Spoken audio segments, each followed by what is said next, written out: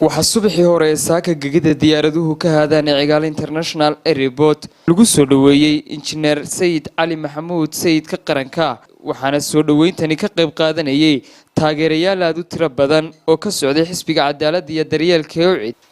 salaadiin cuqaal waxgarad iyo waliba mas'uuliyiinta ugu sareysa xisbiga cadaaladda iyo daryeelka UCID iyadoo ay goobjoog ahaayeen xogayaha guud ee xisbiga UCID gudoomiyaha gobolka xogayaha warfaafinta xogayaha xiriirka gobolada iyo saraakiil kale oo aad u tiro badan waxaana ugu horeynba madashaasi lagu soo dhaweynayay sarkaalkani ka tirsan xisbiga cadaaladda iyo daryeelka UCID ka hadlay salaadiintii iyo cuqaashii ka soo qayb galay soo dhaweyntani taageerayaasha xisbiga UCID ee rag iyo dumar dhalinyaro iyo waayeel bale ee u soo huray inay sayid cali soo dhaweeyaan waqtiga salaada hore dadku sidoo u tukaday muuseexan sida awgeed aad iyo aad baan salaadiinta iyo cuqaasha iyo shacbiga kale ee taageerayaasha xisbiga UCIDba u salaamayaa warita UCID sayid cali maanta u soo jarmaaday taageeradiisa iyo soo dhaweyntiisa sayid cali waxaan ardu jeclaaday abaarihii ayuu wax badan ka qabtay dalka taariikhdiisaan hayay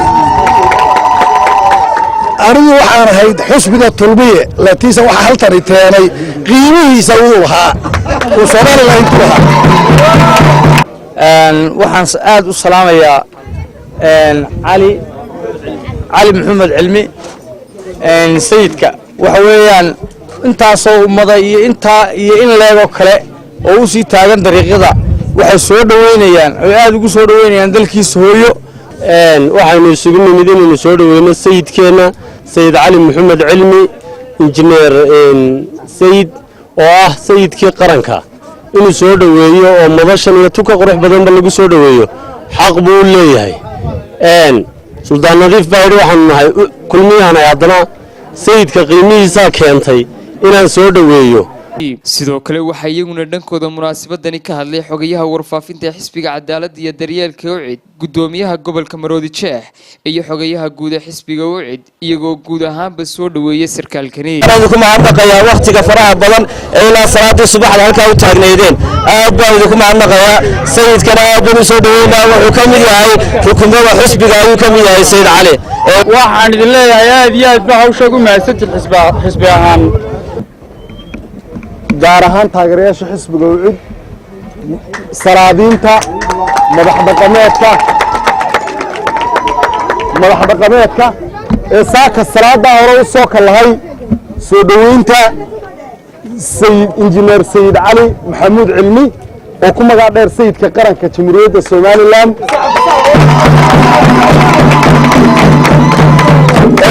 sayidku wuu qalmaa in intan iyo in ka badan baynu ku soo dhaweyno waa min la miisaana magaca Soomaaliland oo dhan la miisaana halka waxa jooga salaadiin reer Soomaaliland oo dhan maanta cid ka maqan halkan ma jirto Soomaaliland oo dhan tahay soo dhaweyntiisa sidoo kale waxa isna dhankiisa ka hadlay injineer sayid cali maxamuud sayidka qaranka isagoo guud ahaanba uga mahadnaqay xisbiga cadaaladda iyo daryeelka UCID iyo taageerayaashani aadka u tirada badnaa ee ka qayb qaadanayay soo dhaweyntiisa sida ay u soo dhaweeyeen waxaana hadaladiisi ka mid ahaa ilaahay baa mahad leh maanta nabad qabig u keenay dalkaygii horta alxamdulillaah ilaahay baa mahad leh maanta dhex keenay dadkaygii alxamdulillaah ilaahay baa mahad leh maanta xisbigaygii UCID oo aan halkaayo sidaa ay soo dhaweynayaan iyo axsaabta qaranka rag badan oo kale oo ka tirsan oo aan arkayo iyagana u mahad celinayo aad iyo aad ayaad u mahadsantihiin